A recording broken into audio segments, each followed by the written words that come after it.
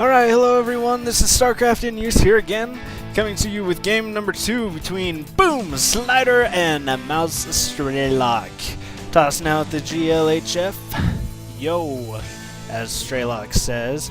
Map's going to be Shakura's Plateau. It is the new version that does not have these rocks here.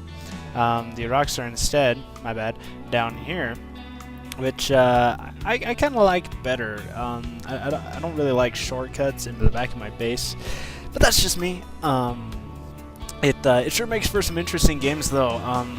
I actually have seen a few games where they will decide to play on the maps with the rocks right here, the older version, and it's pretty cool. Yeah, so just basic game opener, you know, everything's just kind of chilling, going slow, except for the Nexus, which just got a chrono boost, so it's not going slow. It's going like 100 miles per hour, people! Like 100 miles an hour, really fast, while the SCV's over here just kind of chilling and mining and being built while, you know, everything goes down. Yeah, this map, I believe you cannot spawn right here. So like, if, well, you get what I'm saying. So if I were SLiDeR right now, my opponent, SLiDeR, could not spawn here. He would have to spawn here or here. And he did spawn here. So, very easily accessible with by air. Which is probably what that pylon's for, is just kind of scout anything that comes up. And that gateway is like right on the edge of that pylon power. It's surprising you could build it there. We're going to be walling in again with a different wall in this time. He's going to be going with a double supply depot and a racks. And I'm surprised he actually didn't wall in here, because this space is very easily defendable for both players. The Protoss can also very easily wall in right here. And it just makes for, you know, a quick expansion, more macro game. Just sets up the whole playstyle for that. And yeah, everything's just kind of standard, chilling here. We got a Marine. He's just like, yeah, I'm the only Marine on the field. What? Yeah, he's gonna take out this probe pretty easy, I'm sure. Or the probe's just gonna back away and not get taken out. Just have a little bit of damage to his shields. Nothing really going on. He saved 2 chrono boosts, so he's going to be chrono boosting that stalker out to get that SCV, that little pesky annoying SCV that knows exactly what's going on in the Protoss base.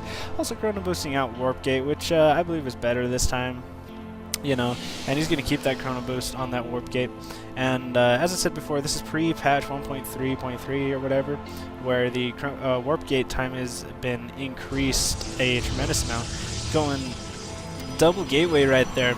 As soon as that SCV gets out, I'm going to be putting on some early pressure again with another, or maybe just grabbing this watchtower. No, he is going to be putting on a little bit more early pressure again and putting down a proxy pylon. So this could very well easily be a 4-gate rush, which I wouldn't be surprised. We've got another proxy pylon in the bottom right corner of the map, and as the Marine's going up to the bunker, he moved that racks and replace it with bunker, which is a great idea. And another thing to note in patch 1.3.3 is that the salvage right now, as these players are playing, is 100%. You get everything back when you destroy that bunker. In the new patch, and live right now, if you choose to salvage, that actually is 75%. So no more free bunker rushes, no more nothings. These little SCVs just chilling here just in case some more pressure can be put on by a Protoss player. Throwing down a Nexus and the orbital command going up for SLiDeR as both players gearing up for a macro game now a little bit more. And getting some sentries, probably for that Guardian Shield, which reduces the range damage taken by friendly units by 2, as long as they are in that little bubble, which is always good, always good for sure. Especially where Marines, they do, what is it, 6 damage, and so they're only doing 4 damage, which overall, you think about it, you know, if a Marine shoots 5 times with only 4 damage instead of 6 damage, he's already lost 20 damage. Done in those 6 shots, so it stacks up quite nicely. And down comes an SCV, gonna get taken out. No, and he raises the supply depot, but I don't think SLiDeR would have ran in there anyway. It is just walking into a death trap. Gonna get siege tech, which is great to defend this off right now. And SLiDeR doing the great thing. He's keeping SLiDeR in his base and transferring some probes and getting his natural up and running so that he is ahead by quite a bit. And wow, even preemptively, he knows that SLiDeR went Banshees last game, so he's preemptively getting some Stalkers up here just to deal with that Banshee harass if it comes, when it comes. But it doesn't look like, oh, actually we will be seeing that. And SLiDER's actually supply block right now, which is not good for any player, and he's immediately throwing down 2 SCVs, and he has no energy for extra supplies. And does he know these units are still here? That command center is going into very dangerous territory right now. 2 siege tanks on the high ground, and I believe that's what these took damage from. Yes, is going to try to snipe some Marines right there, but that siege tank support's just too heavy. 2 of them, you know, each dealing 50 damage, or 35, excuse me, 50 versus armored, so it'd do 50 damage to these Stalkers, but it only was hitting those Zealots right there. So that's 70 damage, all the same, each blow, because they've got about the same range. Just repositioning that, just a little bit of misclick right there. Transferred a ton of SCVs, and doesn't have as much up in his main anymore. Yeah, right now we just have an Immortal coming out, and a Stalker for SLiDER. Not even working on any probes really right now. But he is using that. He is utilizing the Chrono Boost every chance he gets, which is great. Doesn't really need to let it build up right now, and just coming out of this pylon, just building up a force, keeping SLiDER contained. He was very delayed in that expansion, which is gonna just increase it a lot right now for SLiDER. SLiDER going to be pushing out, which is bad right now for him though. And yes, that Guardian Shield goes up, which is great for the tanks, and he also has some SCVs up here going to be repairing the tanks just in case they do try and focus fire. But oh my gosh, you see, with that Immortal in that group, those tanks just get taken out so fast. And even as an observer, so we can snipe that tank off the high ground if it doesn't. Oh, there it goes. Goes down. Would have done so much damage to that clump of Stalkers.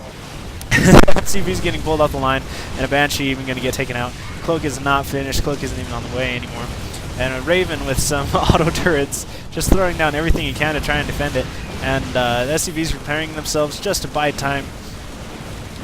These Marines just trying to focus fire and pick off everything that he can. And this Raven is just walking into a death trap right over all those Stalkers getting taken out. And we have a Robo-Bay back in the base of SLiDER. So he is still macroing while making this little attack and microing these units individually very well.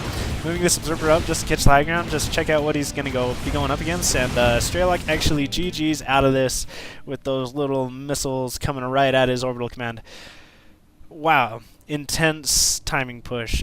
He just waited until he saw the thing that I think did it was when he was coming down this ramp. His tanks were not sieged. If his tanks had been sieged, like say here and here or here even, I know that's a little bit far away, but without the siege, the tanks in siege mode, it threw it all off. And yeah, and SLiDER just knew that, so he pushed forward, took them all out. That Immortal, 9 kills. Great use of that Immortal right there. Just using it to take out the tanks. I mean, 50 versus armored, and tanks are indeed armored. So that's a tank in 3 shots plus a couple Stalker shots, and they even do additional damage versus armored. So SLiDER GG's. He's behind an economy, and there's no way that he can build a force to deal with this that SLiDER had. So SLiDER takes game 2. SLiDER takes game 1, and we're on to game number 3. Sorry about the spoiler alert in game 1, but I figured not enough people watch right now to really worry about spoilers and stuff. So, yeah, thanks for watching. This is Starcraft InUse, and let's hit it up for round 3.